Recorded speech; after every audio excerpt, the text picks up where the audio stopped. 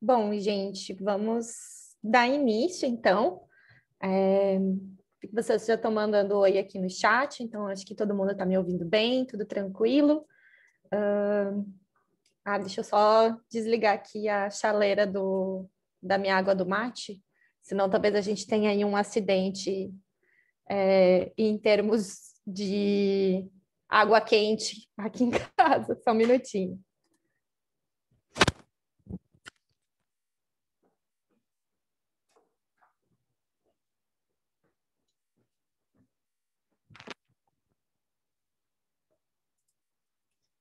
Pronto, pessoal, voltei. Né? Ninguém quer aí um incêndio aqui no meio da aula. Então vamos lá, gente. O pessoal está entrando também aqui, estou acompanhando. Se algum colega de vocês que vocês estejam em contato por WhatsApp ou nos grupos não conseguir entrar, só me avisem, tá? Porque eu estou acompanhando aqui tanto a sala de espera, que fica aberta aqui no Zoom, quanto o chat, quanto a minha apresentação, e a gente vai conversando, tá?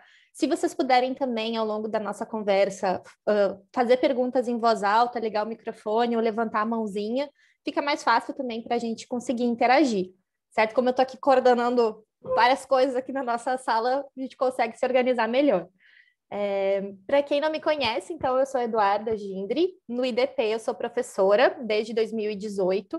Atuo nas áreas de ciências criminais, criminologia e direito penal, e também na área de metodologia de pesquisa.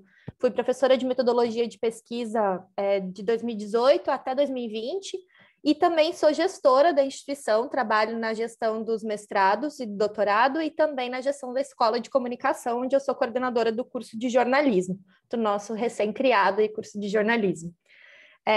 Fiquei muito feliz que o pessoal me chamou para o seminário de iniciação científica para a gente conversar sobre um tema que eu gosto bastante, que é o tema do artigo científico. E fiquei feliz porque eu acho que sempre existem formas da gente conversar sobre metodologia, sobre redação acadêmica, que são formas mais acessíveis, mais divertidas, que a gente consegue conversar um pouco sobre as nossas apreensões e sobre o que a gente quer com esses trabalhos, né, que nos são exigidos aí ao longo de toda a nossa formação. Então, fiquei muito feliz com isso. De formação, falei aqui do meu currículo no IDP, mas não falei um pouquinho de mim, né? Vocês vão ver pelo meu sotaque, porque eu estou aqui tomando meu mate, mas eu sou gaúcha, moro em Brasília já tem 5 anos. Fui para Brasília fazer o meu mestrado em Direito na Universidade de Brasília, onde eu faço doutorado atualmente também. E eu sou também formada em jornalismo, né? Por isso que eu estou lá também envolvida com a galera da Econ. As minhas pesquisas são também nessa interface de comunicação, discurso, ciências criminais, criminologia, enfim, todas essas pontes. Se vocês tiverem algum probleminha com o meu áudio, com a minha rede, vocês me avisem aqui no chat. E aí, galera, o objetivo aqui do nosso encontro é a gente conversar um pouco sobre o artigo científico, a gente entender que estruturas são essas, né, desses trabalhos acadêmicos. O artigo científico é um tipo de trabalho acadêmico, existem vários trabalhos, e aí cada um deles tem uma função diferente. Eu quero passar um pouquinho sobre isso com vocês, porque eu acho que vai ajudar vocês a entender quando que vocês têm que fazer um artigo científico e quando vocês têm que fazer outra coisa. Para esses trabalhos, quero mostrar alguns exemplos para vocês também, tá? E aí eu tenho uma questão que eu queria conversar com vocês, antes da gente entrar nessa parte mais dura, né, sobre o que é o artigo e tudo mais, que eu acho que é a pergunta mais importante que a gente tem que se fazer na hora de fazer um artigo científico, que é quem que nós somos na hora dessa escrita. E por que eu acho que essa pergunta de pesquisa é mais importante? A gente acompanha, né, muitos de vocês nesses processos de redação que envolvem os artigos das disciplinas, as monografias ou os artigos de TCC, as teses e as dissertações da galera que está no mestrado e no doutorado, e a gente vê que muitas vezes vocês estão perdidos um pouco sobre o que fazer e sobre o que é importante para vocês nesse processo. E aí eu costumo dizer que a gente sempre tem que olhar para si para ver as condições de possibilidade dos trabalhos que a gente tem que entregar. E o que eu quero falar como condições de possibilidade? A gente saber o nível de aprofundamento que a gente tem em algum tema, a quantidade de leitura que a gente tem sobre esse assunto, o que está sendo exigido da gente. Se eu sou um aluno de graduação, eu tenho um nível de exigência que é diferente de um aluno de mestrado, de doutorado. Se eu estou fazendo aqui o trabalho de uma disciplina, eu tenho um nível de exigência diferente do trabalho do meu TCC, do trabalho da minha tese, e a gente conversar um pouco sobre isso, e a gente também chegar na conclusão de para que serve esse negócio que eu estou fazendo, e a gente talvez se desonerar, tirar das nossas costas alguns pesos que são colocados sobre ter que fazer um artigo, ter que citar determinadas pessoas, ter que cobrir determinados temas, que isso pesa muito na hora da gente escrever. E eu queria ouvir de vocês, assim, quais são as apreensões que surgem quando vocês olham para vocês e as exigências que são colocadas em torno do artigo científico? O que essa fala que eu trouxe provoca para vocês?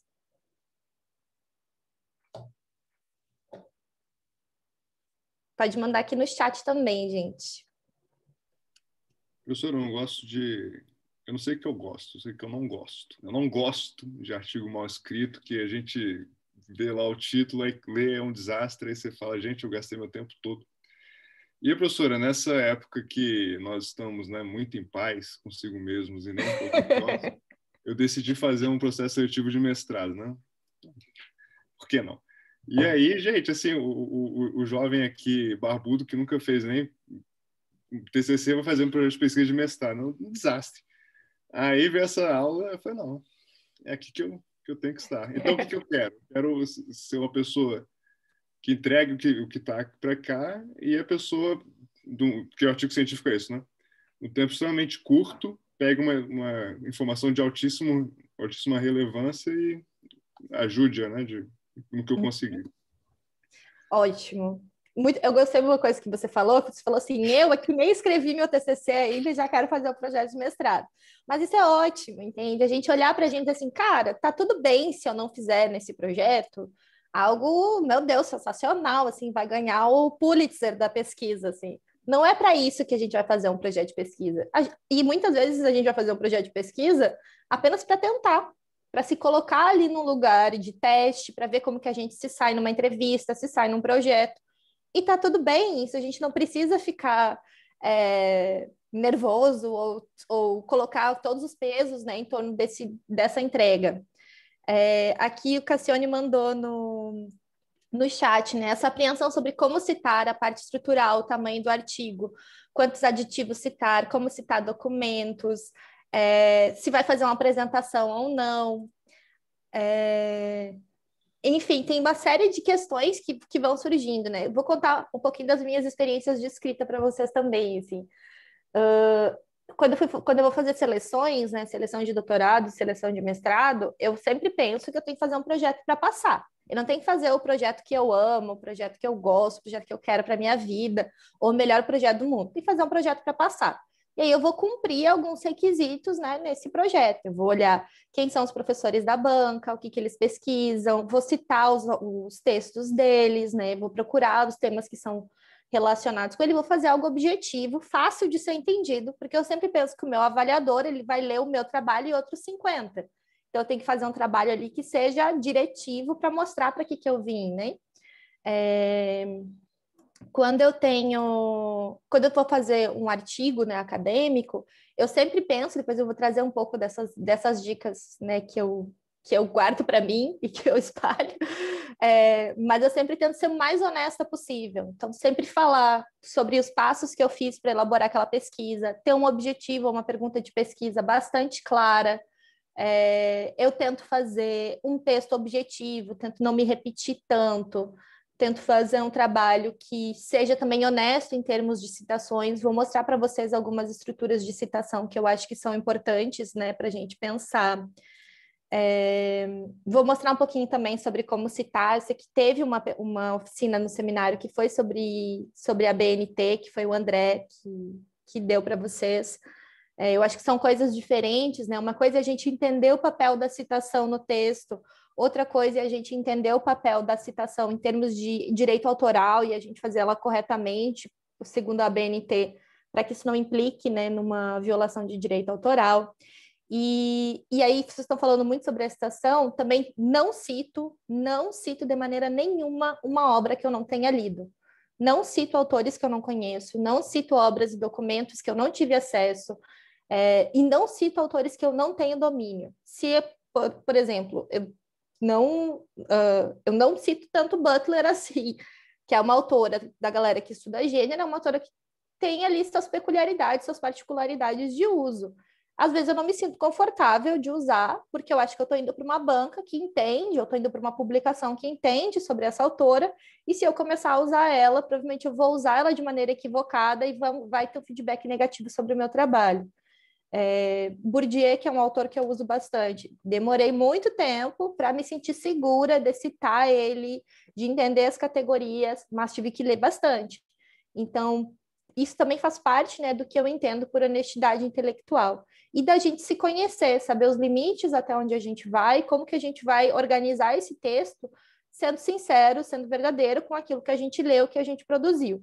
E também entendendo aí que a gente não vai se demandar, por exemplo, para um trabalho de disciplina, fazer um trabalho mirabolante lá, que vocês vão citar toda a obra do Foucault, porque isso não faz sentido. Não faz sentido, é um trabalho de disciplina. Se vocês fizerem um trabalho de disciplina com 2 ou 3 autores, bem lidos, bem estudados, bem trabalhados, nossa, assim, já está excelente, o professor já fica feliz, porque vocês trouxeram, de fato, um esforço intelectual, né, de compreender aqueles autores e de trabalhar com eles no texto de vocês, na medida do que foi possível, né, para o trabalho de vocês. Mas vamos avançar um pouquinho, porque essas questões vão ficar cada vez mais claras, né, ao longo da minha apresentação. Como eu falei, eu gosto de começar com algumas dicas, e as minhas 3 dicas são essas. A primeira é: tenha honestidade intelectual. A segunda é: ninguém fala sozinho. E a terceira é: para escrever bem, é preciso ler bem. Vamos conversar um pouquinho sobre o que significa cada uma dessas questões.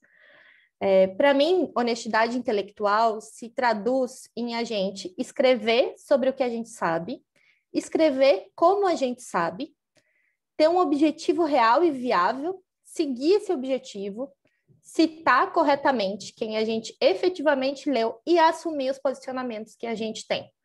Por que é escrever sobre e como a gente sabe? Escrever sobre o que a gente sabe é a gente não tentar performar ali no texto que a gente leu 89 autores, que a gente sabe tudo sobre a teoria teoria da Constituição de todos os autores possíveis. É a gente ser honesto. Olha, eu manjo de Bourdieu. Eu vou trabalhar com esse autor porque é o autor que eu consigo trabalhar, é o autor que eu sei trabalhar, é um autor com o qual eu já trabalho há um tempo e eu vou ficar nele. Eu não vou aqui me jogar para aprender e me relacionar com outros 5 autores só porque eu criei na minha cabeça essa ficção de que o campo acadêmico espera de mim que eu domine toda a literatura sobre sociologia interpretativa do mundo. Não é isso que o campo acadêmico espera da gente. O campo acadêmico espera que a gente seja honesta e que a gente fale sobre aquilo que a gente sabe, porque essa é a contribuição autoral e verdadeira que a gente tem para oferecer. Quando eu falo que a gente deve escrever como sabe, é porque a gente também não deve performar no nosso texto uma linguagem que seja inacessível, uma linguagem que seja muito rebuscada, trazer no nosso texto aquele monte de vocábulos em latim que a galera às vezes usa. Ou, por exemplo, uma coisa bem boba, né? Mas na nossa estrutura do texto, usar citações em língua estrangeira, sem tradução, pensando que o nosso leitor ele tem domínio de francês, ele tem domínio de alemão, ele tem domínio do inglês. Nosso leitor médio, nosso leitor geral é brasileiro. Ele lê português, fica através dessa linguagem.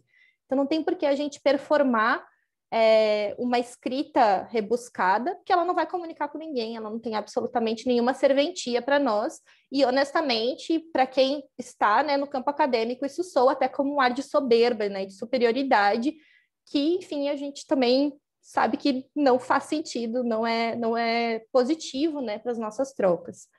Quando eu falo sobre ter um objetivo, e depois eu vou explorar um pouquinho mais essa questão com vocês, muitas vezes a gente começa a escrever um texto sem ter um objetivo muito claro. Então, a gente começa lá e começa a falar sobre... vamos largar um tema, sobre teoria da ação penal. Aí a gente vai falando lá sobre ação penal, e vai, e a gente não chega a absolutamente lugar nenhum. A gente repetiu um monte de autores, a gente repetiu até uma jurisprudência lá pelo meio, mas a gente não chegou em lugar nenhum, a gente não acrescentou nada de novo.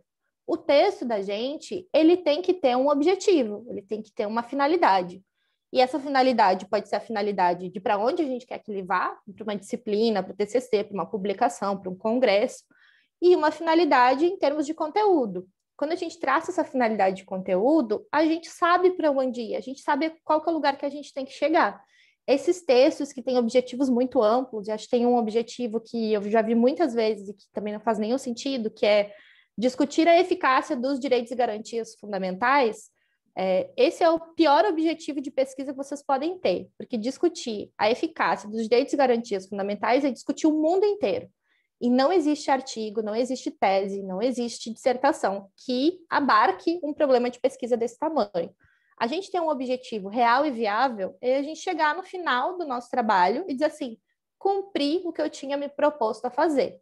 Se eu me propus, por exemplo, a descrever o conceito da teoria do crime, e no final do meu trabalho, eu fiz um trabalho super descritivo, fui lá, peguei cada categoria da teoria do crime, escrevi o conceito dela sobre vários autores, cheguei no final e consegui construir, por exemplo, um conceito mais uníssono sobre o que é a teoria do crime, tá tudo bem, cheguei no meu objetivo.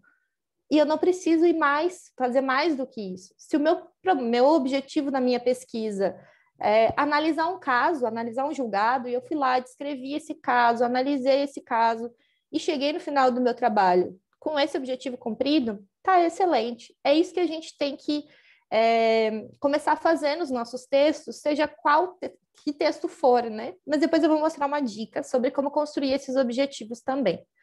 Citar corretamente quem a gente efetivamente leu, e a citação, como eu falei, está relacionado a gente conseguir lidar com a citação ao longo do texto, mas também com a gente delimitar o que é uma citação, para a gente não incorrer em problemas de direito autoral, e isso é muito sério, problemas de direito autoral, né? A gente pode ter diferentes tipos de plágio, mas não é o foco da gente hoje falar sobre regras de citação e sobre plágio, a gente pode conversar sobre isso em outro momento. E eu acho que um outro ponto de honestidade que é muito importante, que é assumir os posicionamentos da gente. Às vezes a gente vai para um texto e a gente fica se esquivando, né, de assumir as posições que a gente tem sobre aquele assunto. Se a gente tem uma posição, a gente assume. Se a gente não quer assumir, a gente não fala dela ao longo do texto, porque não é o lugar que ela está ali. Se a gente vai assumir uma posição, a gente tem que ser claro com ela e dizer para o nosso leitor, olha, essa aqui é a minha posição, está baseada nisso e nisso, saiba disso, me analise, me leia, me julgue a partir disso. Segunda dica que eu trouxe é a do ninguém fala sozinho. E essa é, acho, uma das mais importantes. Eu já vi muitos de vocês, enfim, que vêm conversar comigo e dizem assim, Duda, tudo que eu falo eu tenho que citar? Não, não é tudo que você fala que você tem que citar. Mas tudo que você cita, que você fala e cita, você fala melhor, você fala com mais força, você não fala sozinho. E no mundo acadêmico, principalmente, você dificilmente vai falar sozinho, porque existem milhões de pesquisas antes da sua sobre esse tema que você está escrevendo. Então, você falando sozinho, aqui eu falando alguma coisa sozinha, é só a Eduarda falando sozinha. Meia dúzia de pessoas vai me ouvir, mas talvez o que eu fale não faça nenhum sentido para elas. Quando eu falo e eu digo, olha, o Francisco, ele também tem esse mesmo pensamento que eu, ele fez uma pesquisa, trouxe esses dados e ele chegou nessa conclusão. A Ana, ela também desenvolveu uma pesquisa que endossa isso que eu estou falando. Veja só, ela fez isso e isso, chegou nesse dado e construiu essa conclusão. Eu deixo de falar sozinho. Eu começo a dialogar com outras pessoas no mesmo campo que eu, que também têm essa percepção. Esse fenômeno, né, da gente citar as pessoas e inserir a nossa pesquisa num lugar de pesquisa, num campo de pesquisa, num acúmulo de pesquisa, é a ideia de sistematicidade, que é um critério de cientificidade, é algo que dá cientificidade para o nosso trabalho. Então, a minha segunda dica é: não falem sozinhos. Se vocês falarem sozinhos, vocês vão estar fracos no campo acadêmico. E mesmo autores, né, que são, digamos, autores fortes, autores que estão há muito tempo estudando sobre um tema, eles não falam sozinhos, eles dialogam com outras pessoas. Se eles não falam sozinhos, por que a gente, né, vai ficar aqui falando sozinha num monólogo sobre os nossos temas de pesquisa? Citar é fundamental, gente. Mas também depois a gente vê alguns exemplos de citação que podem ajudar vocês a entender como essa sistematicidade opera dentro do texto. E aí, a última dica é, para escrever bem, é preciso ler bem. Não adianta, gente, vocês quererem aprender a escrever um texto se vocês leem textos ruins. Se vocês não procuram, por exemplo, artigos de boa qualidade, teses e dissertações de boa qualidade. Se vocês ficam lendo texto do Jus Brasil, até texto do Jota, não que sejam textos de qualidade ruim, mas não são artigos científicos, são outros tipos de texto. Às vezes textos que são escritos muito na rapidez, sem um rigor de pensar assim, a sistematicidade, a cientificidade do argumento. Vocês estão bebendo, né, de fontes que às vezes não vão ensinar vocês como escrever bem. Então procurem umas revistas A1 e revistas A2, sugira a revista de Direito Público do IDP, procurem essas revistas e leiam os artigos que estão publicados lá. Vejam como que essas pessoas estruturam os argumentos delas e como que elas estruturam as citações, que tipo de linguagem elas utilizem, e se inspirem nesses textos. E uma outra dica, né, que sempre façam fichamentos. Sempre que vocês lerem textos que são de interesse de vocês, façam fichamentos. Fazer o fichamento tá dentro do que é ler bem um texto, que é você também armazenar informações sobre esse texto. Mas vou falar um pouquinho depois também sobre isso. Vocês querem fazer algum comentário sobre isso que eu coloquei aqui? Professor, eu sempre funcionei melhor com grifo e por isso que eu ri quando você apresentou esse slide que faça fichamento, está em letras garrafais. Você sabe, quem já me acompanha aí há um tempo sabe que eu sou a grande fã do fichamento e do Mendeley, né? Eu vivo... Esses dias teve uma oficina de Mendeley, eu consegui ver só um pouquinho, mas a riqueza da vida da pessoa que está na academia, né? A minha grande riqueza são meus fichamentos, que estão todos lá guardadinhos na minha pasta do Drive. Mas, enfim, de fato, eu acho que são coisas bastante importantes. E aí, gente, o que eu queria entrar, né, com vocês um pouco nessa parte da gente localizar o que é o artigo científico e como fazer. Primeiro, a gente entender para que ele serve. Ele, eu já vem falando, né, um pouquinho, ele pode servir como um trabalho final de alguma disciplina de vocês. Então, o professor pediu um paper, um ensaio, um artigo, depois a gente fala também sobre essas nomenclaturas. Ele pode servir para ir para um congresso, então pode ser que vocês queiram submeter o trabalho de vocês para o Comped, e aí vocês têm que ver o que vocês têm que submeter para o Comped, ou ele pode servir para uma publicação, vocês querem mandar para uma revista, para uma coletânea de algum professor que vai sair, e aí a gente tem requisitos específicos para cada um desses tipos de trabalho. Os trabalhos de disciplina, eu sempre sugiro que vocês observem o que o professor está pedindo, e aí vou explicar um pouquinho sobre isso. Quando a gente fala de congresso, cuidem se o Congresso está exigindo de vocês um resumo expandido ou o artigo completo. Porque na grande maioria das vezes, a primeira coisa que o Congresso vai pedir para vocês é o resumo ou o resumo expandido. O resumo, ele vai ser só um parágrafo, né? Tem ali um limite de palavras, que vai dizer, vai pedir para vocês o tema, o problema de pesquisa, a bibliografia e deu. O resumo expandido ele vai ser um pouquinho maior, ele vai ter ali umas 5 páginas, mais ou menos. Vai trazer um pouco mais da proposta de pesquisa de vocês. E às vezes ele vai pedir o artigo final.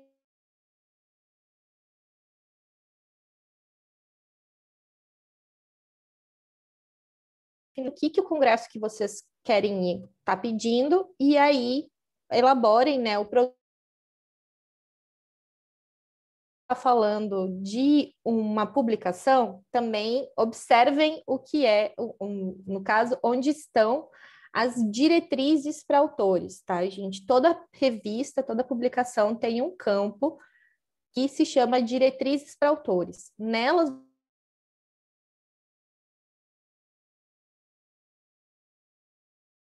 o ato de citação, de conteúdos e linhas de pesquisa. Professora, Oi. travou um pouco a sua fala. Tá, peraí. Travou aqui o Zoom também para mim. Eu tô com medo de eu fechar e eu destruir a sala. Deixa eu ver aqui se eu consigo resolver. Agora voltou? Melhorou? A sua imagem continua congelada, mas a imagem não travou da tela compartilhada. Uhum. Peraí. Agora ele trancou aqui de novo para mim.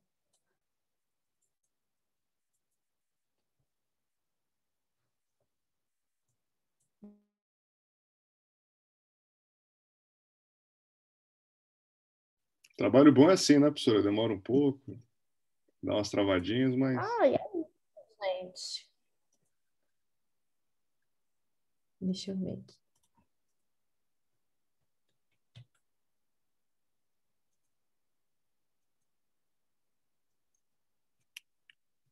Se cair tudo, alguém me avisa no WhatsApp.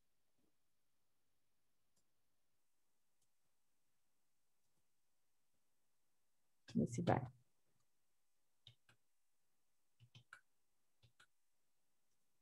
Gente, trancou o real.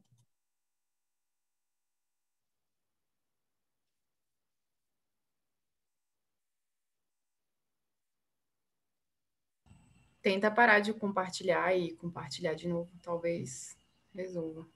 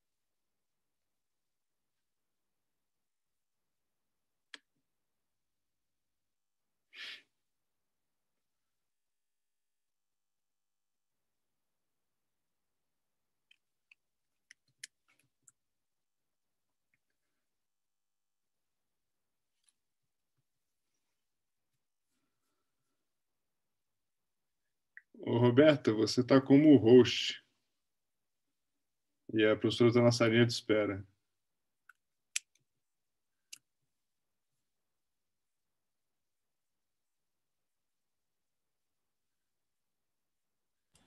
Agora acho que tá com a Samara. Samara, Samara. você está com a... Ô, Samara, você está com o host. Missão cumprida. Professora, seu áudio está desligado. Alguém me passa o host de volta? Opa, Tá com o obrigada. host. Vamos lá de novo, então, gente. Top. Professora, só aproveitando, você vai dar alguma matéria de verão, inverno, sei lá, o que vai Acho ter que sim. Eu e Laís estamos programando uma disciplina. Você e quem? Eu e Laís. Massa, top. Já vou entrar na lista de espera, então dá turma. Vai ser daquele Matéria dia de quê? de inverno. Eu acho que a gente vai dar uma de teoria feminista. Mas só para avisar os interessados e as interessadas. Acho que vamos ter uma disciplina sobre teoria feminista, que vai ser bem legal. Nós estamos bolando aí, estamos nesse... Eu fiz Direito e Desigualdades, foi ótimo. Ah, foi massa, né? Aquela disciplina foi muito legal, também curti. Mas vamos lá, gente, então. Falei um pouquinho sobre essas finalidades do artigo e vamos falar, então, sobre uma dúvida que surge para muitos de vocês. Porque a ideia, né, de artigo científico já vem com esse peso que a gente vai fazer ciência, né? Então, no artigo, a gente vai fazer ciência, a gente vai produzir dados. E aí, no direito, a gente tem um campo, né, de estudos e de pesquisa que nem sempre a gente vai fazer pesquisa no sentido lato sensu. A gente vai lá elaborar uma metodologia de pesquisa, a gente vai coletar um conjunto de informações, vai produzir um conjunto de dados, vai elaborar conclusões a partir daqueles dados. A gente faz muito artigo que, na verdade, é um artigo do formato de ensaio. São lugares, são textos nos quais a gente defende teses jurídicas, a gente defende pontos de vista sobre problemas sociais, e isso é muito próprio das ciências humanas e muito próprio do direito, que é um campo acadêmico predominantemente argumentativo e linguístico. Então, gente, não criem assim esse mito de que fazer o artigo científico necessariamente tem que ser um artigo de pesquisa empírica, por exemplo. Mas tenham clareza de que são lugares de discurso diferentes.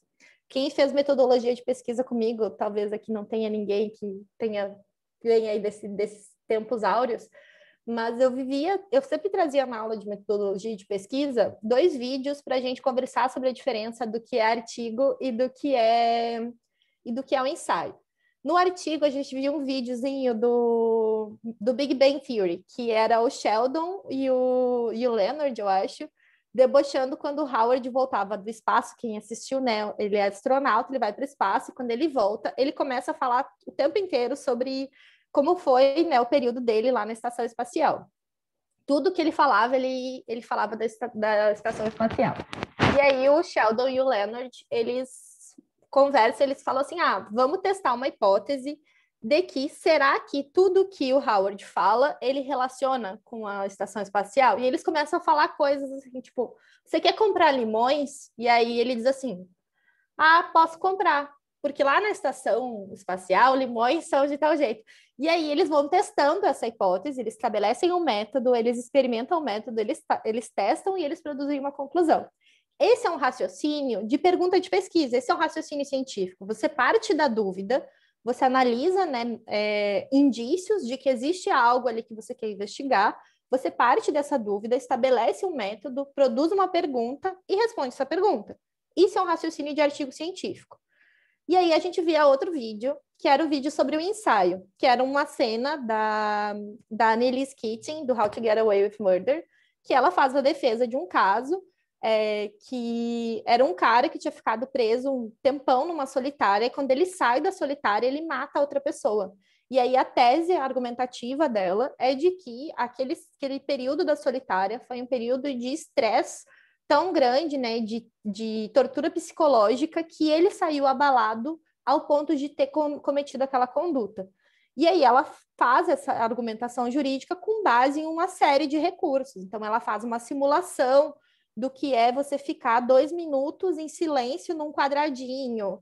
Ela usa ali uma série de recursos para defender a tese dela, que não são recursos científicos. Porque se ela fosse provar essa mesma tese a partir de uma experiência científica, ela ia ter que seguir outro caminho, ela ia ter que partir da dúvida, por exemplo. Não é ele matou porque ficou tanto tempo na solitária. Será que ele matou porque ficou tanto tempo na solitária? Então, são raciocínios diferentes. No artigo, a gente tem esse raciocínio da pergunta, no ensaio, esse raciocínio da tese. E o que eu vejo é que muitos de vocês vão para os artigos científicos com raciocínios de ensaio. E aí vocês não são explícitos na hora de dizer que vocês estão defendendo uma tese.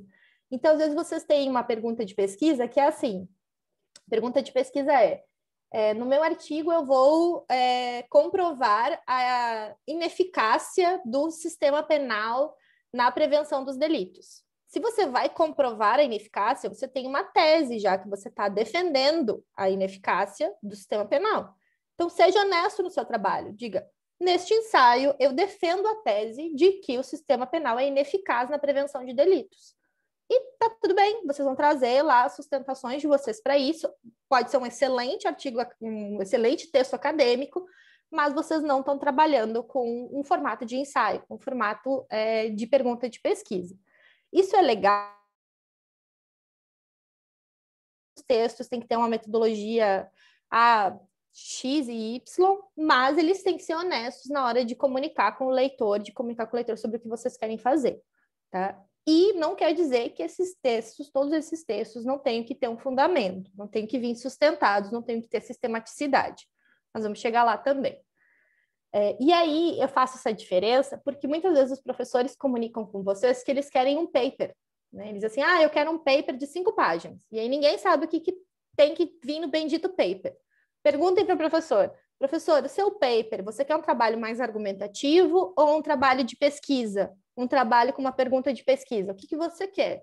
E aí vocês conseguem, né, saber para que lado que vocês vão na hora de de entregar esse trabalho. Se vocês vão para um texto argumentativo de ensaio ou se vocês pensam numa pesquisa bem organizada de jurisprudência, de bibliografia, de revisão sistemática para fazer um artigo científico.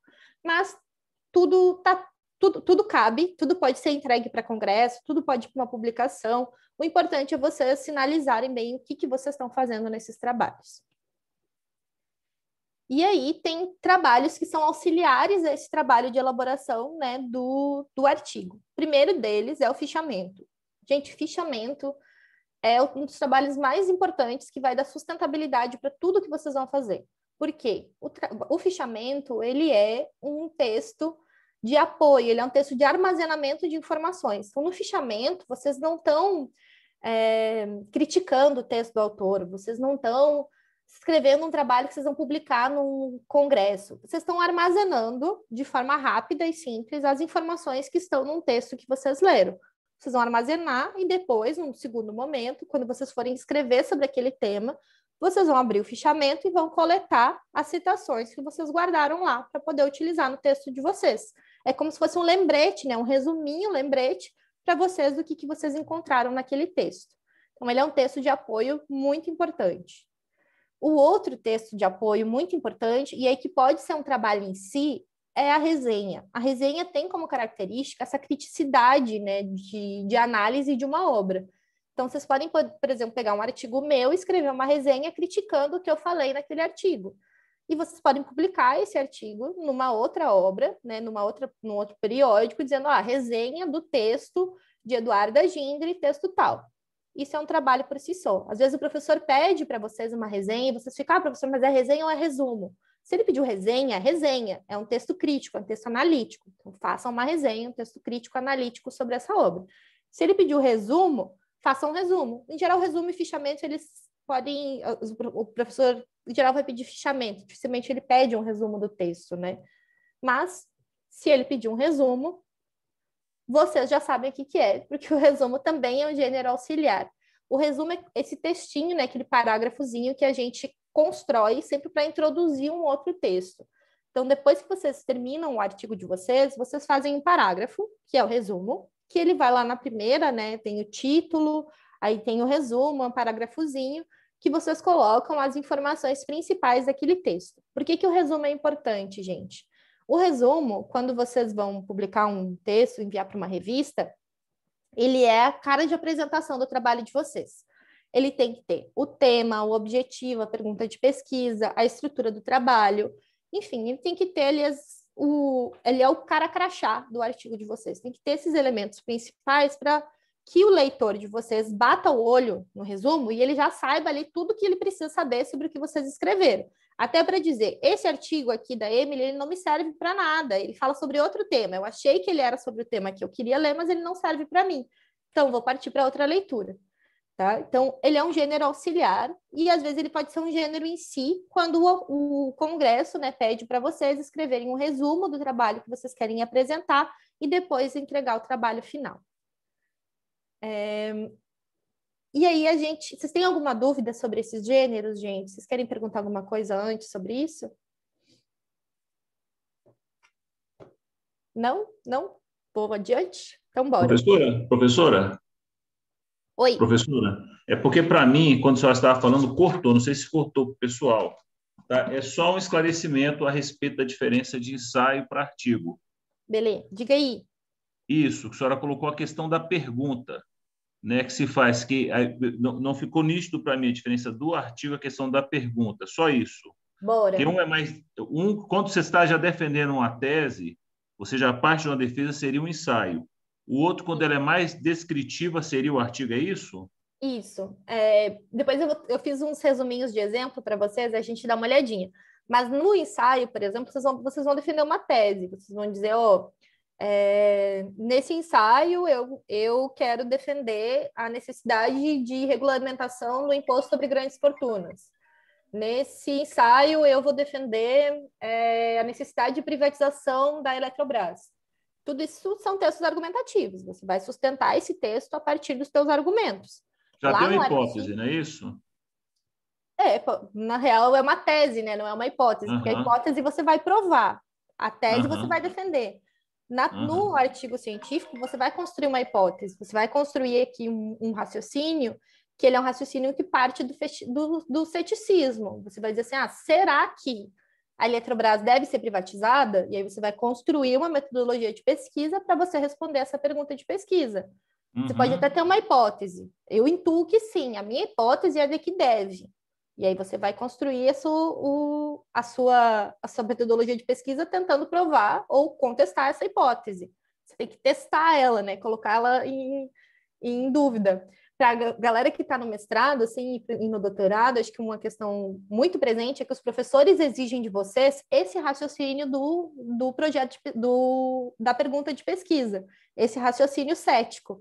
E a gente está muito habituado ali a construir o raciocínio da tese, que vocês veem, né, de um campo jurídico que está produzindo peça jurídica, está produzindo argumentação jurídica, e às vezes sair para esse lugar do ceticismo é super desafiador, mas é isso que vai ser exigido lá no mestrado, né? Um posicionamento um pouquinho diferente. Te ajudei, Sérgio? Demais, obrigado, professora. Beleza. A Kéria perguntou se eu tenho alguma dica de fichamentos. Depois, no finalzinho da aula, eu mostro alguns exemplos de fichamento para vocês, e aí daí vocês conseguem ver, né, como que funciona. Mas a minha dica é faça do jeito que para você fica melhor o armazenamento da informação. O fichamento tem que servir para a gente, né? Cada um tem um jeito diferente de organizar a informação e você tem que fazer de um jeito que sirva para você. Mas vamos falar um pouquinho também, gente, sobre a estrutura do projeto do artigo científico. E aí, essa estrutura ela vai servir também para o ensaio. Vocês podem pensar, né, e organizar o texto de vocês com base nisso.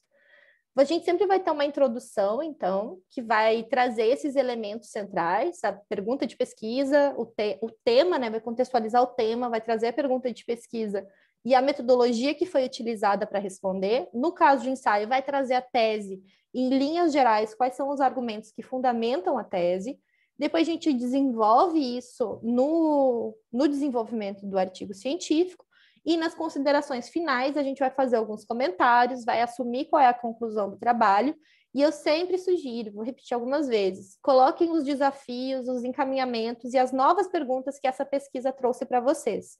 Tá? Então, por exemplo, terminei meu texto, e aí eu digo, olha, a partir dessa experiência de pesquisa, eu fiquei com outras perguntas que eu acho que seriam importantes. Elas são tal e tal e tal.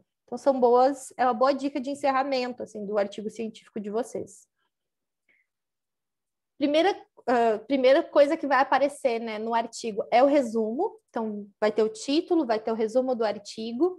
E quando a gente vai fazer esse resumo, eu sugiro, né, que você utilize, né, o resumo no futuro, porque você vai dizer o seguinte... Você vai estar apresentando um trabalho que você acabou de fazer, né? Então, você vai dizer assim, olha, neste texto apresentarei, esse texto abordará. Então, o leitor de você sabe que você vai ver isso, né? Depois que ele lê o resumo, ele vai no futuro ter acesso ao trabalho completo de vocês. Sim, disponibilizo todos os slides.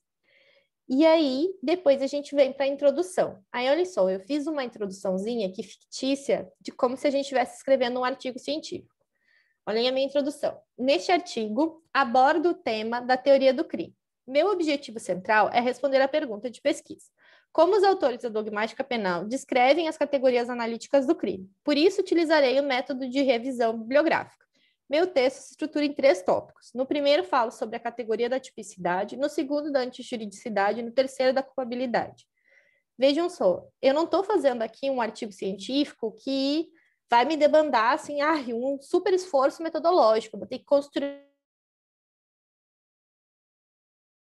audiências do Tribunal de Justiça para saber como que os autores falam o que é teoria do crime. Eu posso fazer uma revisão de literatura e descobrir como que os autores descrevem esse conceito. Por que eu fiz uma introduçãozinha justamente de algo tão simples e tão banal? Para a galera que está, por exemplo, nos primeiros semestres, às vezes vai se desafiar a fazer um artigo científico e já se coloca no desafio de responder grandes perguntas de pesquisa. Quando, na verdade, o que os professores estão pedindo de vocês é que vocês dominem conceitos, que vocês mostrem que vocês conseguem articular conceitos do direito, do jornalismo, da economia, da administração, enfim. E aí, uma dica é sempre fazer, ou começar por, né, perguntas de pesquisa descritivas. As perguntas de pesquisa descritivas, gente, elas são muito, muito interessantes. A gente pode fazer perguntas descritivas, a gente está sempre fazendo perguntas descritivas na real, assim, qualquer pesquisador que está, eu no doutorado, estou pensando perguntas de pesquisa descritivas, porque elas são o começo de tudo. Aí, por exemplo, vocês querem escrever um texto sobre Rawls, descrever a teoria da justiça em Rawls. Olha que pergunta de pesquisa maravilhosa. Vocês estão descrevendo uma teoria, vocês estão se colocando na tarefa de estudar essa teoria e descrever ela, simplificar ela. É fantástica. Vocês vão sair muito mais inteligentes depois dessa pesquisa do que se vocês estivessem pensando aí outra pergunta que vocês não iam conseguir responder. Olhem essa outra pergunta que legal. Mapear e descrever as decisões jurisprudenciais do Tribunal de Justiça X no período Y sobre o tema Z. Olhem que maravilhosa. Vocês vão lá, vão fazer uma pesquisa de jurisprudência, vocês vão produzir um dado empírico, é uma pesquisa documental e ela é essencialmente descritiva. Vocês vão descrever o que vocês estão encontrando. Vocês estão gerando dado para o campo de vocês. Isso é maravilhoso. A gente tem que fazer mais isso. Essa outra que eu gosto muito, porque ela é do campo do jornalismo, mapear a representação no jornal X, no período Y, sobre o tema tal. Por exemplo, agora a gente está aí nessa função da CPI da Covid. Vocês querem mapear como os jornais estão representando a CPI da Covid. Aí vocês vão estabelecer um tempo, vocês vão assistir, sei lá, o Jornal Nacional, todas as reportagens do Jornal Nacional sobre esse tema, e vocês vão descrever essas reportagens. E vocês vão produzir conclusões sobre isso. É uma excelente pergunta de pesquisa. E aí, depois que a gente faz as perguntas descritivas, a gente pode fazer perguntas comparativas. Então, eu posso comparar a teoria do Rawls com a teoria do Dworkin, porque eu descrevi essas duas teorias. E eu tenho insumos para dizer o que elas têm de diferente e o que elas têm em comum. E, enfim, essas perguntas descritivas e comparativas, elas são essenciais, elas são fundamentais. Se vocês conseguirem reduzir não, né? Mas simplificar o modo de expressar as perguntas de vocês nesses verbinhos de mapear, descrever e comparar, vocês vão fazer excelentes trabalhos muito honestos, que certamente vocês vão aí já fazer os olhos dos professores e das bancas avaliadoras de vocês brilhassem, que são perguntas excelentes, são perguntas simples e são perguntas legais de fazer, sabe? Legais de fazer o processo dessas pesquisas. E aí, quando a gente vai para o ensaio, aqui fiz outra introduçãozinha fictícia para a gente conversar um pouquinho sobre o ensaio. Neste ensaio, defendo a tese de que o Código Penal seja alterado para deixar de considerar o crime de furto como conduta criminosa. Para isso, primeiramente, questiono a força preventiva do direito penal. Em segundo lugar, utilizo fontes bibliográficas e dados sobre segurança pública para sustentar que há um custo alto na criminalização. Por fim, argumento a execução civil como uma estratégia mais adequada para buscar a reparação ao dano causado. Criei uma tese, dei 3 argumentos que vão sustentar essa tese, e esses argumentos eu preciso desenvolver a partir da sistematicidade, trazendo outros textos. Por isso que eu coloquei aqui, por exemplo, em segundo lugar, utilizo fontes bibliográficas e dados sobre segurança pública para sustentar que há um custo alto na criminalização. Não adianta a gente fazer um ensaio que a gente fica lá falando sozinho, né? Fica lá colocando as ideias mirabolantes da gente, se a gente não consegue sustentar essas ideias, se a gente não consegue trazer sistematicidade para elas. E aí a minha sugestão de estrutura para o ensaio é que cada argumento que sustenta a tese seja um tópico do ensaio. Então tem um tópico 1, um tópico 2 e um tópico 3. Vocês vão ver que muitos textos teóricos que vocês leem, grande parte dos textos que vocês leem são ensaios, são textos que têm uma estrutura de ensaio, e eles são fundamentais. Então, não é porque o ensaio não está lá naquela estrutura do artigo que ele é um texto mais fraco, muito pelo contrário, é um texto muito forte e, às vezes, ele é um texto muito mais difícil de fazer. Um bom ensaio é muito mais difícil de fazer do que uma pesquisa descritiva, por exemplo, tá? Alguma dúvida, gente, sobre isso, sobre essas diferenças entre ensaio e artigo? Está mais claro para vocês como organizar a estrutura desses trabalhos?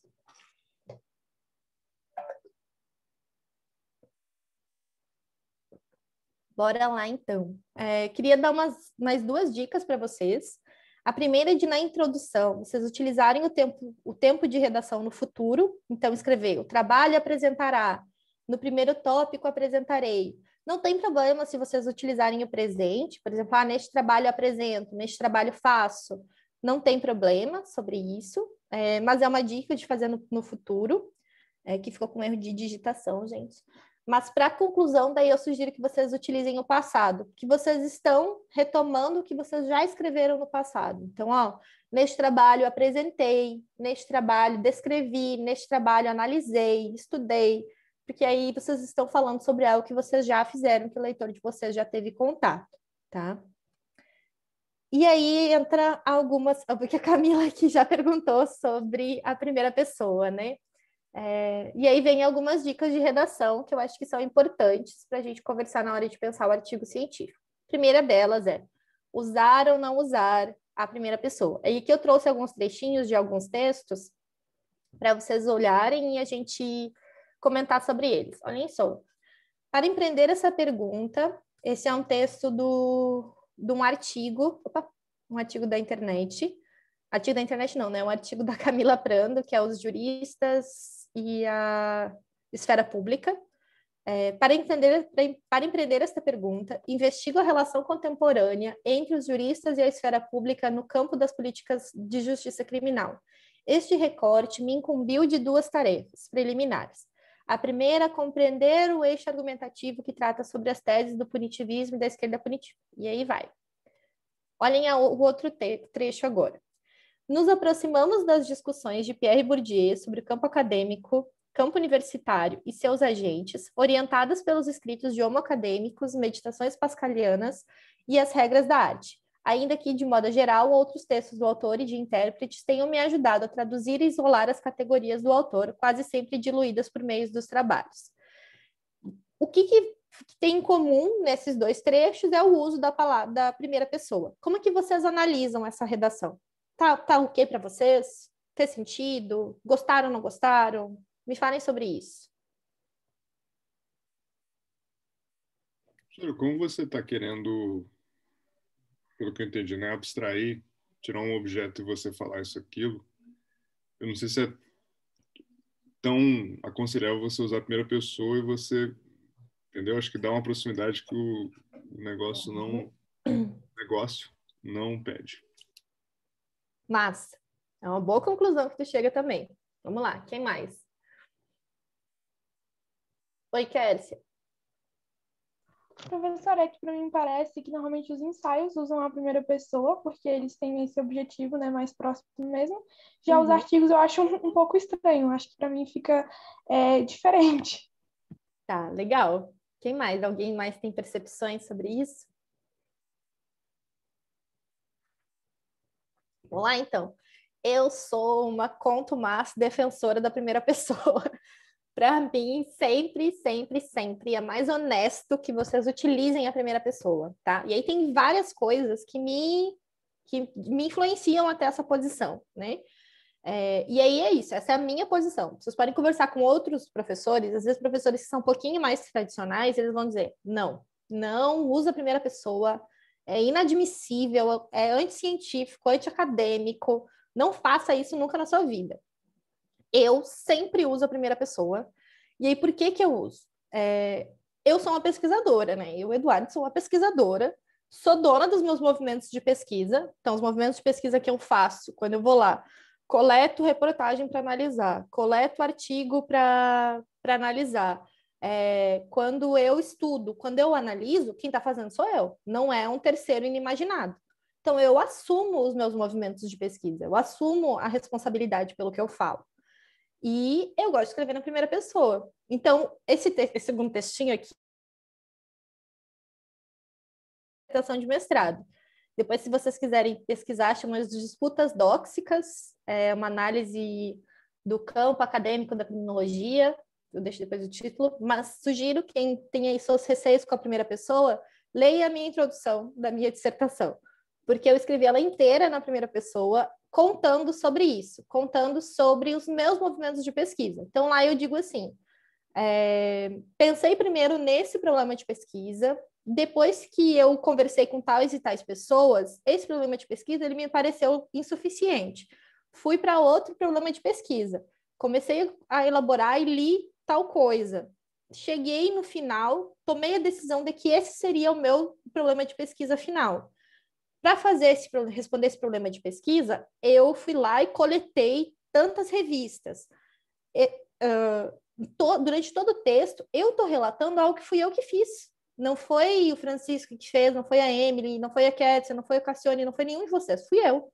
Por isso que eu escrevi na primeira pessoa. Eu assumi, e é isso também, né? Eu assumi os bônus e os ônus das minhas escolhas de pesquisa. Quando a gente escreve na primeira pessoa, a gente assume para a gente a responsabilidade pelo que a gente está colocando no mundo. E isso envolve o que a gente faz enquanto pesquisador e as conclusões que a gente tira. E aí isso tem uma série de controvérsias, né? Porque para uma galera, isso aproxima a gente demais do objeto, que nem o Francisco falou, assim, a gente se aproxima do objeto. Então, como que você consegue se distanciar, olhar de fora esse objeto se você está tão próxima dele? Mas, ao mesmo tempo, e aí essa é a outra razão de que porque eu escrevo em primeira pessoa, eu acho que essa separação entre sujeito e objeto na pesquisa, ela vem aí de uma ideia de ciência neutra, de uma ideia de ciência distante da realidade, que eu não acredito. Então, de fato, eu estou próxima do meu objeto, eu estou imersa no meu objeto. Lá, quando estava escrevendo a dissertação de mestrado, eu estava escrevendo sobre o campo da criminologia, que é o lugar que eu habito, que é o campo de estudos que eu pertenço. Então, eu estou extremamente imersa nesse campo. E eu tenho que falar sobre esse movimento, eu tenho que ser honesta sobre esse movimento. E aí, por isso que, para mim, faz sentido falar na primeira pessoa. E aí tem até um trechinho, depois eu vou sugerir um livro para vocês no final da apresentação, mas é um livro, um trecho do Bourdieu.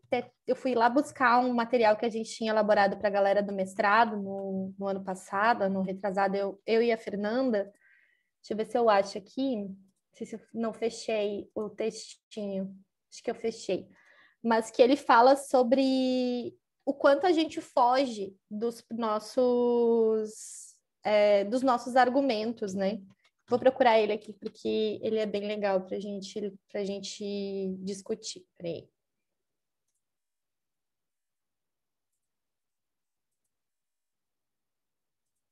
Deixa eu achar ele aqui rapidão. Eu só falar que o livro que tem me ajudado, talvez possa ajudar alguém, é esse aqui que a UNB gosta muito, não sei se a senhora conhece. De que é esse? Pesquisa jurídica.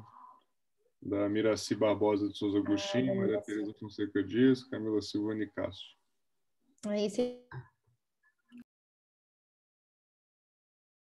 novo negócio.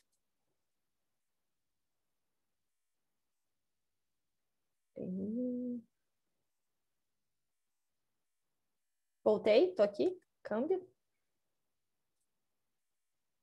Tô? Tá. Olhem o que ele fala. Ele diz assim: se você diz, por exemplo, que os desviantes foram rotulados, não precisa... Vocês estão me ouvindo? Tá travando, professora. Sua imagem congelou. Ele começou a travar aqui para mim também. Ih, lá vamos nós de novo.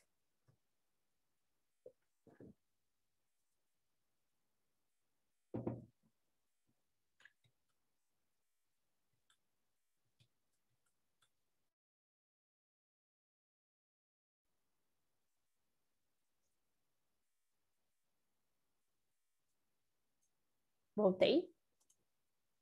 Voltou. A imagem está congelada. Deixa eu...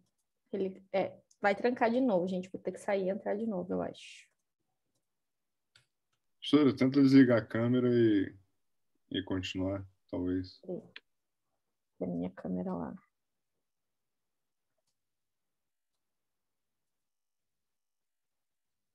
Realmente. Melhorou agora. Vou ler o texto e aí eu volto para vocês com a câmera. Mas ele diz assim: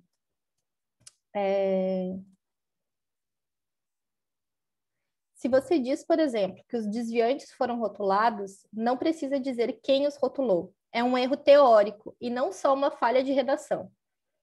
Um ponto importante na teoria da rotulação é justamente que alguém rotula a pessoa do desviante, alguém que tem o poder para tanto e boas razões para querer fazer isso. Se você deixa esses agentes de fora, distorce a teoria, tanto na prática quanto no seu princípio. E aí, em outro momento, ele coloca assim: pois veja, não há problema em dizer que A varia com B, se for realmente o que você quer dizer, e faz todo sentido afirmar. Penso que A causa B e meus dados sustentam essa afirmação, mostrando a covariância entre eles. Esse é um trechinho do texto do Howard Becker, do Truques da Escrita. Depois eu também falo um pouquinho mais sobre esse livro para vocês. Mas ele é um texto que vai discutir... Agora eu vou voltar com a câmera. Pronto. Ele é um texto que vai trazer algumas sugestões de redação e ele fala justamente sobre essa prática que a gente tem. Gente, eu volto com a câmera e ele começa a trancar de novo.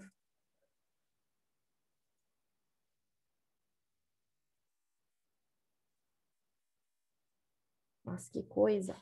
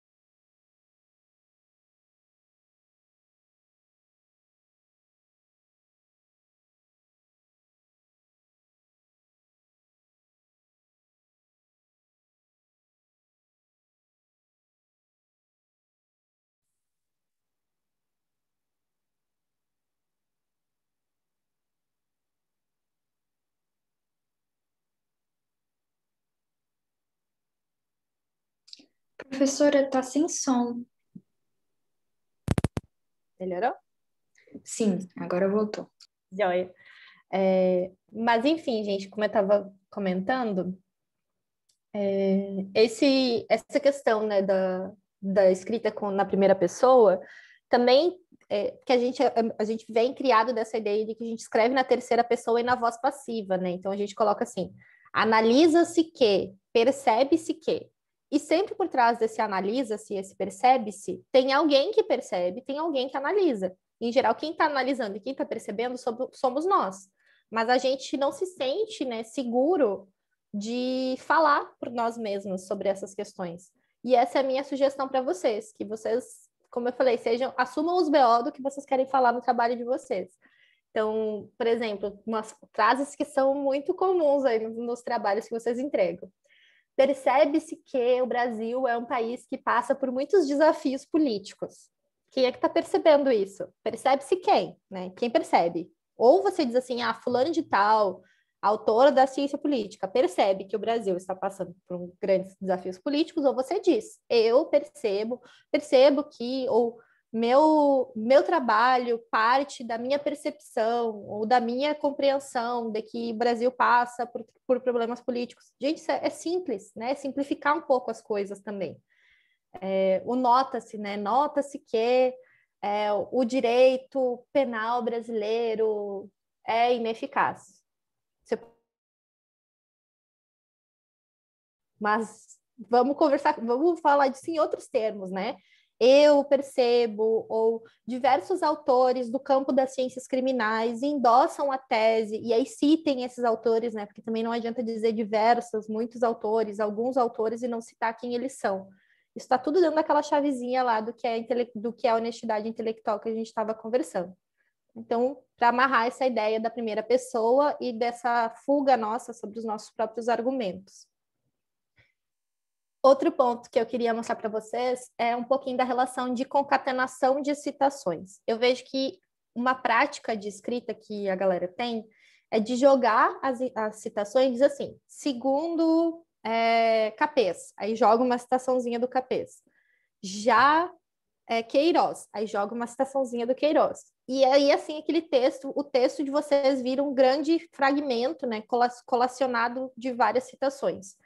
E o interessante é a gente concatenar as ideias, é a gente fazer uma ideia se relacionar com a outra. Aí eu trouxe esse trechinho aqui, que é até de um texto meu, que ele diz assim: para Grossfogel, e aí ele vai falar sobre a ideia desse autor, e aí, no próximo parágrafo, ele retoma a ideia do autor. Então, ele diz: a tese central do autor é questionar a naturalidade com que, desde o final do século XVIII, homens de 50... E aí, depois continua. A partir deste questionamento, percebe-se que... Ele não está dizendo aqui percebe-se geral. É a partir desse questionamento... Essa mesma ideia de conhecimento válido foi construída a partir de um discurso. Vejam que as ideias, elas estão fazendo sentido uma com as outras. Não faz sentido vocês colocarem citações se vocês não estão amarrando elas com o texto de vocês, tá? Ou colocar uma citação depois da outra sem elas fazerem sentido, sem elas estarem sendo analisadas por vocês. A citação dentro do texto, ela tem que servir para alguma coisa. Vocês têm que interagir com a citação. Não basta só colocar ela ali de maneira solta se vocês não estão interagindo com aquele autor, se vocês não comentam essa citação. E aí, falando disso, tem um outro ponto importante sobre citação, e depois eu volto nas notas de rodapé, que é a importância da citação indireta. A gente tem um costume de fazer textos com muita citação direta. No mestrado, a gente passa os trabalhos da galera no Turnitin, que é um aplicativo, né, de verificação de plágio. E o Turnitin, ele tem duas funções. Uma delas é verificar se as citações de vocês, ela veio colada, né, uma citação direta, copiada e colada de outra obra, e a outra é verificar o índice de similaridade de um texto. Um texto que ele é quase integralmente feito de citações diretas, ele é um texto sem autoralidade. Ele é um texto de qualidade baixa, porque vocês utilizaram, na grande maioria do texto, citações de outras pessoas. Vocês não interagiram com o texto, vocês não colocaram a percepção de vocês, vocês não analisaram o que os autores estão falando. Enfim, ele é um repeteco do que outras pessoas falaram. É uma grande resenha de outras ações, de outros textos. E aí, às vezes, dificilmente o professor reprova o aluno por isso, mas ele vai dar uma nota baixa, porque ele vai dizer que o texto é pouco autoral. Essa relação, né, entre fazer a citação direta e fazer a citação indireta é difícil, assim, porque a gente precisa também de um pouquinho de amadurecimento sobre a leitura do autor e de segurança para a gente transformar aquela citação direta numa citação indireta, que a gente comenta o que o autor está falando. Mas a citação indireta, ela é o suprassumo da redação acadêmica. Se vocês conseguirem escrever um texto cada vez menos, com menor uso de citação direta, vocês vão estar aí num rumo de evolução na redação de vocês. Para mim, por exemplo, eu, Duda, tem um tempo que eu fico tentando escrever com menos citação indireta. Não consigo, tá, gente? Seguido eu uso, seguido eu trago para dentro do texto. É um desafio. A minha orientadora, ela disse que eu tenho que aprender a fazer menos resenha e mais análise dentro do texto. Todos os dias a gente tem que estar refletindo sobre isso, mas eu sinto que desde que eu comecei a fazer isso, o meu texto melhorou, sabe? Eu consegui escrever melhor. E aí essa é uma sugestão para vocês, que vocês aprendam a usar mais a citação indireta. E aí quando e como que a gente usa a citação indireta? Eu trouxe um exemplo aqui para vocês, porque a citação indireta é essa que ou a gente está fazendo uma paráfrase de um autor, uma paráfrase de um texto, ou a gente está fazendo uma remissão a esse autor. Então, lá quando vocês estão falando, segundo muitos autores da criminologia crítica, o direito penal é ineficaz. Aí vocês não precisam lá falar, Barata diz isso, Zaffaroni diz isso, e citar citações diretas de todos esses autores. Vocês podem fazer esse tipo de citação que eu estou fazendo aqui, ó, que é colocar só a obra na qual a ideia central dessa obra é essa, na qual o autor está sustentando essa tese dele. Então, vocês fazem só uma mera remissão a esses textos, que vai comunicar para o leitor de vocês que vocês têm noção do campo acadêmico que vocês estão situados, que vocês estão inseridos nos debates contemporâneos do campo de vocês. Esse parágrafo aqui, ele está falando, ele está citando aqui, está parafraseando, né, um texto da Prando, mas olha o que ele está dizendo. Os trabalhos acumulados sobre o signo da criminologia produziram os primeiros deslocamentos de uma narrativa hegemonicamente masculina, foram orientados e realizados por Vera Andrade. Aí cita aqui um texto da Vera Andrade que fala sobre isso. Dentre os quais a dissertação de Carmen Campos, aí cita a dissertação da Carmen Campos. Já no campo dos estudos sobre raça, as provocações foram iniciadas por Evandro Duarte. Cita o texto do Evandro, sob orientação de Vera Andrade, mas principalmente por Ana Flauzino. Cita o texto da Ana Flauzino. Então, vejam que aqui eu não tô querendo que o meu leitor ele leia sobre tudo isso, sobre o que eu penso sobre cada uma dessas obras. Eu só estou dizendo para ele assim, ó, conheço essas obras, são essas, e estou te dizendo aqui quais são, se você quiser comentar, se você quiser pesquisar, tá? Aqui no texto que eu estava mostrando antes, do Grossfogel, eu estou fazendo várias citações diretas ao longo do texto. Então, aqui tem uma citação direta, aqui tem outra, mas, de modo geral, né, todo esse texto aqui ele é uma grande paráfrase desse artigo do Grossfogel que eu estou comentando. Então, vejam que se eu fosse pensar em termos de citação indireta, desde esse início aqui para até... aqui não tem um ponto, né? Mas, por exemplo, até aqui onde tem a vírgula, eu tenho uma grande citação indireta dessa obra. E é isso super importante que a gente vá aprendendo a utilizar e reduzir cada vez mais o número de citações diretas. Inclusive, acho que se eu fosse escrever esse texto aqui de novo hoje, eu teria abolido essas citações diretas aqui da obra, porque eu acho que elas poderiam estar diretamente na minha voz, nas minhas palavras, comentando o texto desse autor. Tá? E aí, a última dica que eu queria mostrar para vocês sobre redação é o uso das notas de rodapé explicativas. Então, muitos de vocês às vezes falam assim, eu preciso escrever 10 páginas, mas eu escrevi, meu texto deu 28. Você aí vai ter que cortar algumas coisas do seu texto, mas uma dica é trazer citações, notas de rodapé explicativas. Esse é um artigo meu também, e aí eu coloquei aqui um trechinho do artigo que fala: buscando evidenciar essa realidade omitida na década de 70, com base nas teorias sociológicas do conflito, na abordagem das teorias da reação social e com o enfoque marxista da questão criminal, se desenvolve a criminologia crítica. Eu não queria, no corpo do meu texto, que é a coluna vertebral, né, o suprassumo do meu texto, onde tem ali a maior atenção do meu leitor, eu não queria perder esse espaço falando sobre o que é a minúcia de cada uma dessas teorias. Só que, se o meu leitor não conhece essas teorias e ele lê meu texto, ele fica completamente perdido. Eu preciso dar mais insumo para o meu leitor ao longo da redação. Então, o que eu fiz? Construir notas de rodapé nas quais eu falo o que é as teorias sociológicas do conflito e o que são as teorias sociológicas da reação social. Isso dá para o meu leitor insumo para interpretar meu texto. A gente vai sempre ter que aprender a usar as notas de rodapé explicativas. Por exemplo, quando vocês fazem um artigo que utiliza muito artigo de lei, não coloquem os artigos de lei ao longo do texto, a não ser que seja necessário. Coloque numa nota de rodapé explicativa, tá? Jurisprudência, coloque jurisprudência em nota de rodapé explicativa, não façam aqueles artigões que tem, meu Deus, 3 páginas de uma ementa colacionada ali que vai até fala de tudo, assim, não precisa, gente. Utilizem esse espaço, né, do texto como um espaço privilegiado de atenção do leitor. E tudo que é secundário vai para... E aí eu queria deixar para vocês algumas sugestões de texto, tá? Esse é o texto que eu tinha comentado, Truques da Escrita, e Os Segredos e Truques da Pesquisa, que são 2 textos do Becker. O Cartas de uma Orientadora, da Débora Diniz, que eu acho que é muito bom, linguagem super acessível, e esse de Metodologia de Pesquisa em Direito, que é da Marina Pfefferbaum e do Rafael Queiroz, é muito bom também, tá?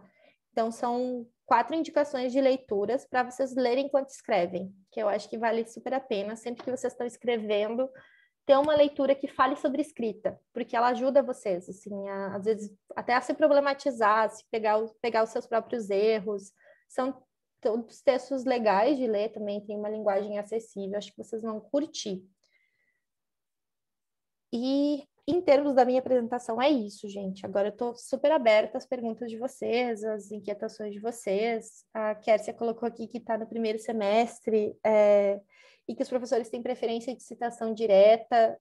A gente tem que começar a aprender a não cair assim nessas ciladas, né, do vício do direito, porque eu acho que a citação direta é um vício que a gente pega no direito de ficar citando ali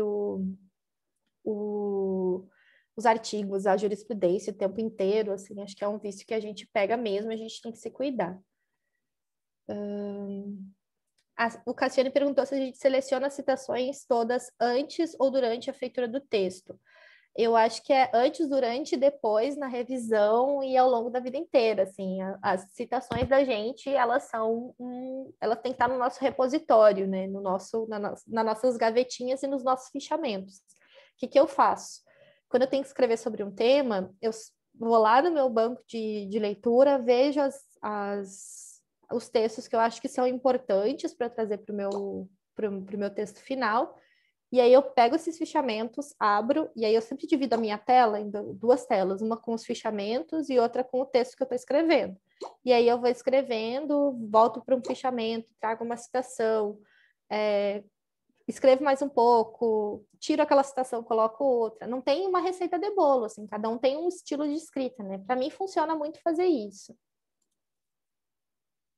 Que mais, gente, que vocês têm de dúvida? Por aí. Professora, a vida como ela é. Quando você tem que escrever um artigo científico, agora no doutorado, acho que você tem que cumprir uma série de requisitos, né? Desenvolver pergunta é a parte mais difícil. Eu acho que hoje a parte mais difícil para mim é conseguir fazer. Porque eu estou trabalhando tanto que eu não estou conseguindo fazer muita coisa, sabe? Mas desenvolver a pergunta é algo muito desafiador, né? Porque desenvolver o que a gente vai fazer. Acho que o último artigo que eu fiz era para uma disciplina que eu fiz, que era Teoria Feminista e Constituição. Não, foi na de mídia e sistema punitivo. Foi o último que eu fiz, desculpa. E aí eu resolvi que eu queria analisar um livro que eu tinha gostado de ler sobre desinformação. Não, era um livro, não sei se a galera vai conhecer, mas é um livro que chama O Poder, da Naomi Alderman. É uma ficção distópica feminista que as mulheres desenvolvem poderes de soltar rajadas elétricas, assim, e aí isso, tipo, provoca uma super mudança nas estruturas de poder e tal. E aí tem uma questão sobre desinformação e narrativa e construção da verdade dentro do livro. E aí eu queria muito escrever sobre isso, assim. E aí, até eu entender, amarrar a estrutura do negócio, eu demorei, assim, tipo, o que eu queria escrever sobre o livro? Eu queria escrever sobre o livro, eu sabia o que eu queria escrever, mas eu não conseguia estruturar, sabe? Depois que eu estruturei, aí eu tive que botar, assim, uns 3 dias de escrita para conseguir terminar, assim, que foi, tipo, comecei numa sexta, terminei numa segunda, e aí consegui fazer. Mas, atualmente, o que está sendo mais difícil para mim é fazer mesmo, é conseguir escrever, porque está meio complicado. Várias perguntas aqui do Cassione. Tamanho da introdução. Não tem uma regra. Eu sugiro que, se você está fazendo um artigo científico para uma publicação, que a introdução de vocês não tenha mais de uma página. Uma introdução de uma página é ótima. E é isso, esse é o meu estilo de escrita, né? Se vocês quiserem pesquisar os meus artigos, tá lá no Academia Edu e tal, vocês vão ver que eles têm esse estilo de escrita mesmo, assim, a introdução tem uma página. Em geral, eu trabalho com pesquisa empírica, então tem um capítulo mais teórico, um capítulo mais empírico, mas para mim funciona assim. Na dissertação, no TCC, na tese de doutorado, é outro caminho. Inclusive, eu acho que a introdução nesses trabalhos que são maiores, ela tem que ser um pouquinho maior, porque ela vai dar conta de todos os movimentos de pesquisa de vocês, né? Vocês têm que relatar o que vocês fizeram nesse trabalho. A revista do IDP não tem regras sobre se você escreve na primeira pessoa ou não. Dificilmente uma revista vai ter regra. Eu indico que vocês leem textos que já foram publicados nessa revista, sabe? E conversem com pessoas que já publicaram lá. Porque, por exemplo, tem revistas que são um pouco mais progressistas nisso. Por exemplo, Direito e Praxis é uma revista que você consegue publicar na primeira pessoa. Acho que talvez você vá ver muitos autores lá, que são autores que escrevem na primeira pessoa. mas outras eu já não conheço tanto, assim. Vai depender muito do editor também, como que o editor vê a política editorial, né, que está dentro desse texto. Mas isso é uma coisa que tem se perdido, sabe, esse mito da primeira pessoa. Quantas vezes citar o mesmo autor? Sempre cita o autor de uma forma que o teu leitor saiba que você está citando. Então, vamos voltar lá nesse exemplo aqui do Grossfogel. Eu estou o tempo inteiro aqui falando que eu estou citando o Grossfogel. Então, aqui tem Grossfogel, aqui tem Grossfogel, aqui tem a tese central do autor. O meu leitor já sabe que é o Grossfogel. A partir desse questionamento, meu leitor sabe que é o questionamento do autor também. Sempre deixar claro que não é uma percepção de vocês, não é uma análise de vocês, é uma análise de outro autor. Não é uma questão quantitativa. Citação longa é aquela que tem mais de 3 linhas, né? Eu sugiro que utilizem o menos possível elas, até porque não... como eu estou falando para vocês utilizarem mais a citação indireta, né? Não usaria tanto a citação longa, só quando for necessário. Hoje eu estava até olhando um texto meu, que foi o primeiro que eu publiquei, assim, cheio de citação longa, já faria diferente hoje. A Pilar. Como desenvolver a pergunta se, na verdade, quase todos começamos escolhendo o tema? Ai, ótima pergunta, maravilhosa. Tem uma regrinha lá naquele livro que eu mostrei, esse aqui, o da Débora, o Cartas de uma Orientadora, ela faz uma fórmula para desenvolver a pergunta de pesquisa. E aí a fórmula dela é assim, verbo, variável, unidade de análise e recorte. Então, o verbo é o movimento de pesquisa que vocês vão fazer. Então, descrever, mapear, comparar, analisar, enfim. A variável está muito próxima do tema, né? Então, por exemplo, se o tema de vocês é o conceito de família, né? Então, vocês querem analisar, descrever e analisar o conceito de família, aonde? No que vocês querem procurar isso? É na bibliografia? Na bibliografia sobre o tema. É na jurisprudência? Na jurisprudência do Tribunal de Justiça do DF do ano de 2020 a 2021, que é a unidade de análise. Então, vão para esse texto, Carta de uma Orientadora. Eu acho que a biblioteca comprou esse livro até, porque várias de nós estávamos sugerindo ele. Mas vão para esse texto, porque ela tem essa fórmula de construir o problema de pesquisa e ajuda a diferenciar do tema.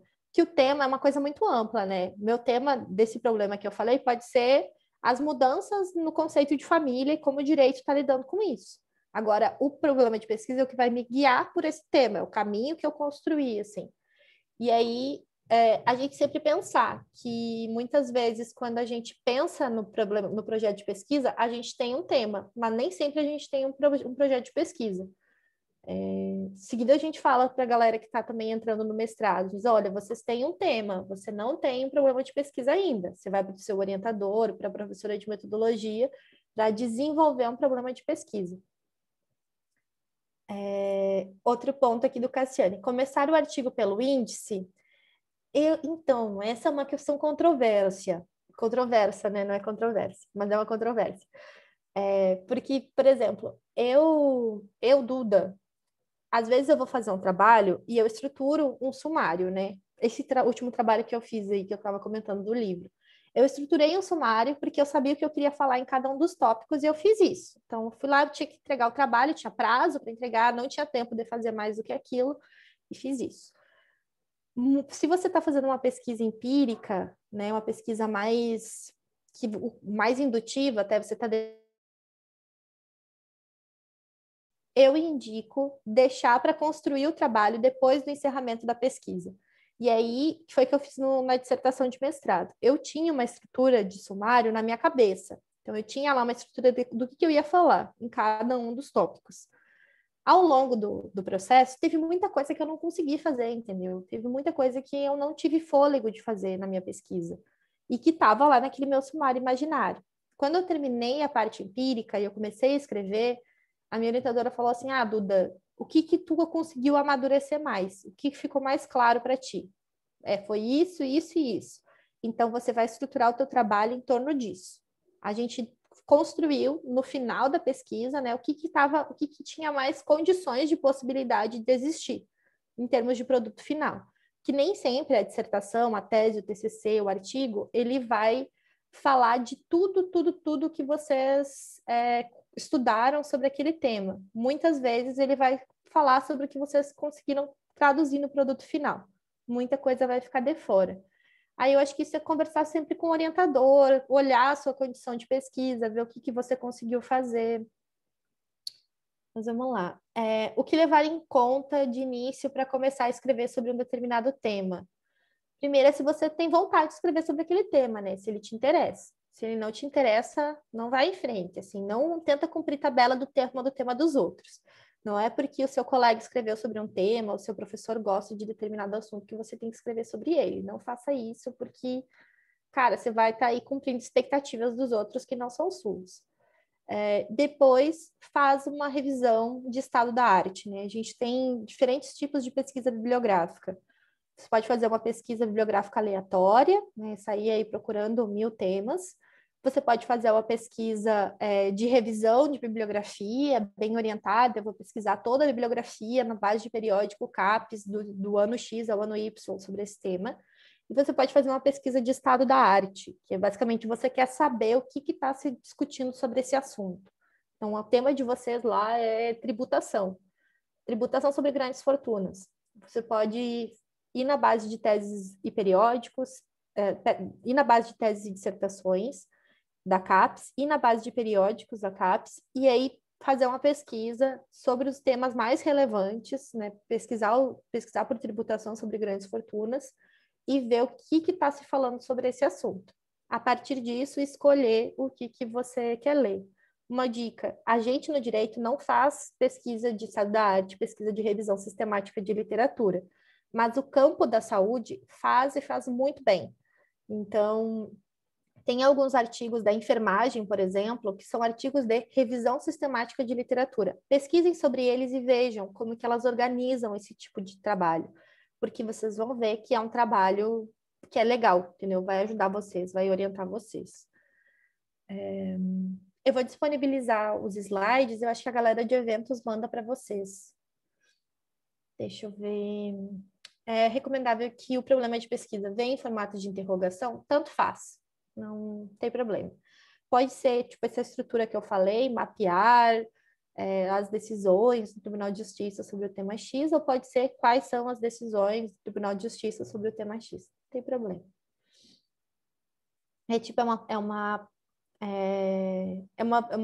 Uma preciosidade, sabe? Não é algo que vai impactar se a tua pesquisa é boa ou ruim, assim. Tem professor que gosta, tem professor que não gosta também. Como faço para citar o conteúdo de uma palestra, uma conferência ou infos que estavam no slide? Em geral, você não vai citar isso não, tá? Porque isso aí não é material bibliográfico. Se você vai citar uma palestra, por exemplo, que está no YouTube, uma conferência, beleza, mas sugiro não fazer isso. Se você está citando, por exemplo, uma conferência lá de um professor famosão, provavelmente ele tem um texto que fala sobre isso, você cita o texto. Se não tiver, você joga no Google como citar vídeo do YouTube, e aí cita no formatinho que vai dar ali.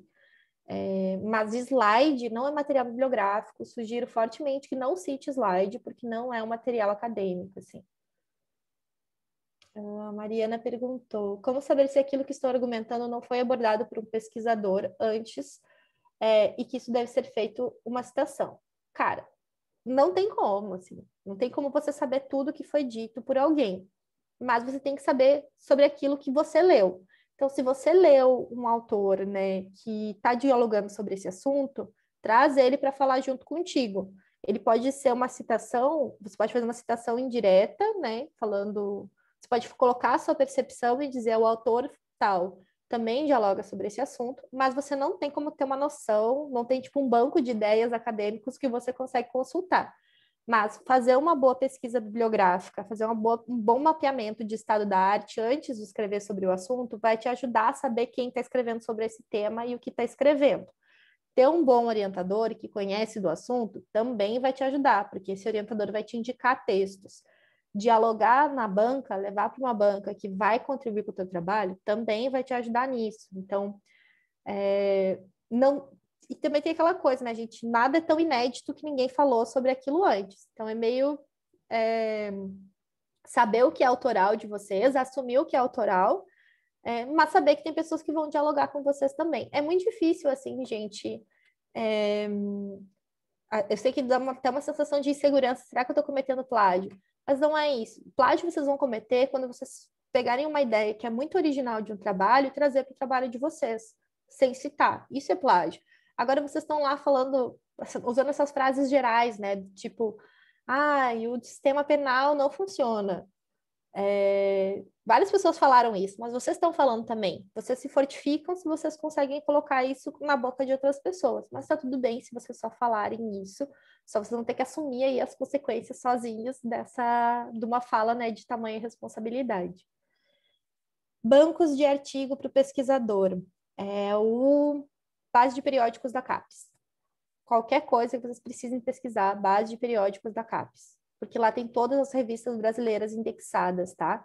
Para a gente que está no campo do direito, é fundamental olhar a base de periódicos da CAPES. E principalmente base de periódicos revisados por pares. Tem um filtro lá que vocês podem colocar, revisados por pares. Sempre procurem isso. O site que já dá o formato da citação é um MORI, tá? Vou colocar aqui no chat. Mecanismo Online de Referências, MORI, da UFSC. Dicas de fichamento. Deixa eu abrir um fichamento. Acho que se eu abrir o fichamento aqui, ele vai trancar tudo de novo. Mas a dica do fichamento é trazer sempre citações. Sempre que vocês colocarem uma citação no fichamento, colocar a página da citação que vocês copiaram, tá? Então, vocês copiaram uma citação, colocaram no documento. Eu vou parar de compartilhar minha tela. E aí eu acho que eu consigo abrir o fichamento aqui para vocês. Fichamento. Uhum.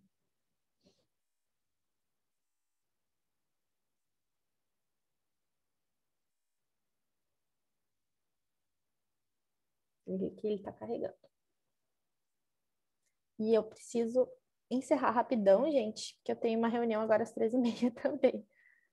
Mas espera aí, aqui. Pronto. Vocês estão vendo aqui um fichamento? Ó, sempre colocar a referência na BNT, tá, do fichamento de vocês. Sugiro organizar o fichamento, né, ter o objetivo da obra, metodologia e tudo mais. Sempre ao trazer uma citação direta, sinalizar ela entre aspas e colocar a página, porque vocês vão precisar dessa página e dessas aspas para citar depois. E aí organizar o fichamento do jeito que ficar mais claro para vocês, tá? Eu faço fichamentos de diferentes formas, como eu estou a fim de fazer para cada um. Mas esses princípios, né, o de trazer a citação no formato, a referência no formato ABNT e citar sempre com aspas e com página, são as coisas que eu nunca esqueço, que eu nunca faço diferente, porque é o básico, é o que vai precisar para fazer qualquer outro fichamento, tá? Deixa eu abrir outro para vocês verem também. Tem uns fichamentos meus que são um caos, sabe? É um negócio muito louco, desorganizado, cheio de erro de digitação, mas funciona para mim, né? Esse aqui é um que eu fiz foi um trabalho de uma disciplina, quando eu estava na graduação. Galera que é meu aluno de metodologia já viu 1000 vezes, que eu já dividi esse formatinho algumas vezes com vocês. Mas aí esse aqui eu uso, fiz tipo num formatinho de redação, né? Mas tá aqui, ó, a referência na BNT e as páginas, só que ele tá num formato um pouquinho diferente, tá? Beleza, gente. Fechou nosso encontro, então? Muito obrigado, professora. Ó, vou deixar meu e-mail aqui. Qualquer coisa, vocês mandem um alô por lá. E aí eu peço para a galera mandar os slides para vocês. Show? Obrigada, gente. Contem comigo aí no que vocês precisarem. E a gente vai se vendo pelos caminhos virtuais do IDP. Um beijo grande.